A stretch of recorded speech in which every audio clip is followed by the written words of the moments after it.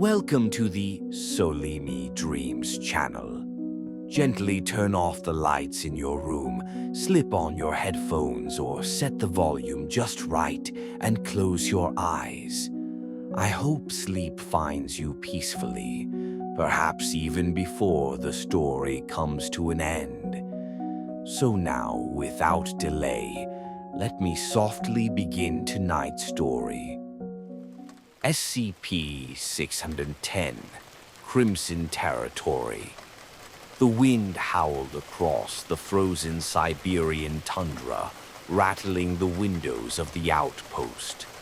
Agent Nadia Volkova pulled her coat tighter, watching the last rays of sunlight fade behind the jagged mountains. Outside, the snow stretched endlessly, white, untouched, except for the faintest discoloration on the far ridge, where the trees turned dark and wrong. "Radio check," Nadia called softly. Her earpiece crackled. "Echo 1 clear," came Sergeant Anton Morzov's voice. "Perimeter quiet." Nadia exhaled, fogging the window. For now, the quarantine perimeter around SCP-610 held, but she knew deep in her gut that it wouldn't last. They were stationed outside Site R, one of the few known zones infected by SCP-610. A flesh-based pathogen that consumed everything it touched, warping the infected into grotesque, pulsating growths, half corpse, half mass, and fully hostile. Officially, the Foundation had sealed off the entire area years ago, but in reality, containment breaches happened more often than the public would ever know. Tonight was one of those nights. A soft chime on her terminal caught her attention. Motion detected. "Anton, report," Nadia said sharply. "Copy. We've got movement near the south tree line. Looks off." Nadia's heart rate spiked. "Retreat to the outpost, now." But before Anton could respond, the radio dissolved into static. "Anton, repeat." Nothing. She grabbed her rifle and sprinted down the narrow hall, boots thudding against the steel floor. Dr. Pavel Ivanov met her at the door, his face pale. "They're breaching, aren't they?" he whispered. Nadia didn't answer. She slammed open the outer door, cold air slashing across her face. Outside, the snow swirled in thick, blinding sheets. Shapes staggered at the tree line, human figures, shambling, twitching, covered in thick layers of raw, glistening tissue. Their skin was stretched, splitting, merging with other limbs. Some dragged half-digested companions behind them. Others sprouted tendrils or bony protrusions from where their arms should have been. "Dear God," Pavel choked. Nadia raised her rifle and fired.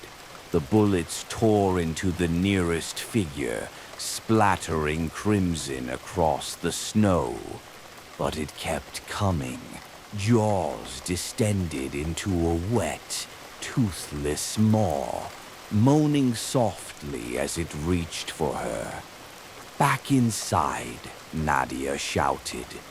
They slammed the door shut just as the first wave hit, Pavel scrambled to activate the automated defenses. Flame turrets roared to life, dousing the perimeter in streams of burning accelerant. Through the window, Nadia watched the creatures writhe and shriek, their flesh bubbling and blackening. But they didn't stop. They never stopped. Hours passed. The attacks came in waves, each more ferocious than the last. The outpost shuddered under the assault, metal creaking, alarms blaring. "Central won't send evac," Pavel said grimly. "They'll consider this site compromised." Nadia's jaw tightened. "We hold as long as we can, then we burn it all." Suddenly, a loud crash echoed through the facility. Nadia spun, heart pounding. "Pavel, where?" The wall near the storage bay buckled inward, flesh erupting through the steel like a living spear. Pulsating growth split open, revealing clusters of red, twitching eyes. Oh no! The infection had spread underground. The inner corridors twisted into chaos.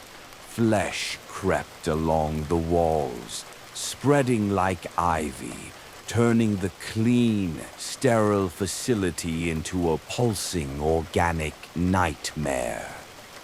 Lights flickered as the power systems shorted, sparks showering the darkened halls.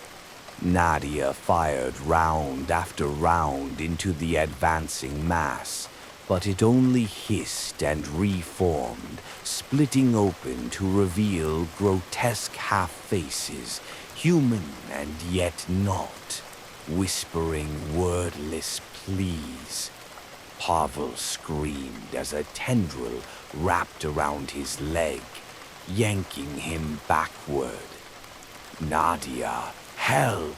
he gasped.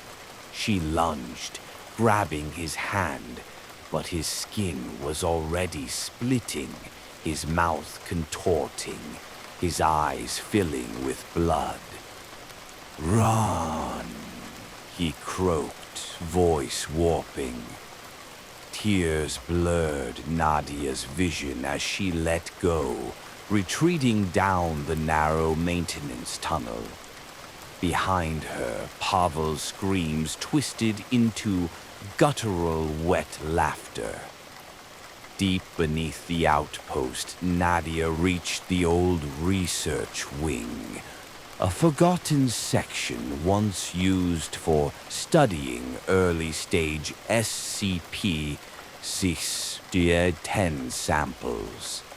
Here, the lights still worked, flickering dimly over shattered glass and overturned tables. She collapsed against the wall, gasping for air. Her radio crackled softly. "Nadia." Her blood froze. It was Anton's voice. "Anton," she whispered, "where are you?" "Cold, lost. Come find me." But she knew Anton was dead. She had seen the infection claim him. Still, the voice continued, growing fainter, more desperate. "Nadia, please." Tears stung her eyes. She should destroy the site, trigger the failsafe, burn it all. That was her mission. That was her duty. But she hesitated. "Help me." Slowly she rose, following the faint signal deeper into the research wing. The corridors narrowed, the walls closing in. Here, the infection was thinner, as if avoiding this space. Strange symbols lined the walls, old containment seals, hastily carved runes, faded warnings left by researchers long since lost. At the end of the hall, a single door waited, half-rotted, hanging off its hinges. The signal pulsed softly from within. Nadia stepped inside. The room was a nightmare. A massive, fleshy growth filled the chamber, pulsing with slow, rhythmic beats. Embedded within were dozens of faces, twisted, screaming, forever frozen in silent agony. And at the center, Anton, or what was left of him. His upper body was fused into the mass, arms splayed outward, eyes wide and unblinking. His mouth worked soundlessly, lips stretched into a grotesque mimicry of speech. Oh, Nadia, her knees buckled, Anton's head tilted, cracking wetly. Thank you for coming. But the voice wasn't his anymore. It was deeper, layered, a chorus of countless mouths. We remember you. Nadia raised her rifle, hands trembling. The mass shuddered, splitting open, revealing dozens of limbs, tendrils and gnashing teeth. You belong with us. With a scream, Nadia fired, not at the creature, but at the ceiling. The old structure groaned, then collapsed, burying the chamber in tons of steel and concrete. She ran, back through the twisting halls, through the writhing tunnels, past the burning wreckage of the outpost. Outside, the snowstorm had worsened, blinding and bitterly cold, but the infected couldn't follow. Not yet. Nadia reached the perimeter, pulling the emergency beacon from her belt. With shaking hands, she activated the failsafe. Flames erupted along the fence line, consuming everything. The outpost, the tunnels, the infection. In a roaring inferno, she staggered backward, falling to her knees as the heat seared the night sky.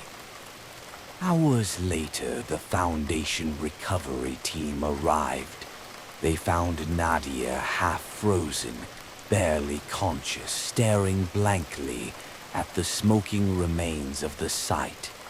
She was alive, but when they tried to lift her, she whispered something over and over. They're still inside. Or they're waiting. Final note. SCP-610's containment zone was expanded by 10 kilometers following Incident R-42. Agent Nadia Volkova was placed under indefinite quarantine after displaying signs of early-stage infection. Her last recorded words before isolation: "They remember me." I hope you've already drifted off into a peaceful sleep. If not, I truly hope the upcoming stories on my channel will help you get there. If you enjoyed this one, feel free to subscribe to my channel. I'd be so happy if you liked and shared this video with your friends. It means a lot and gives me the encouragement to keep creating more stories like this.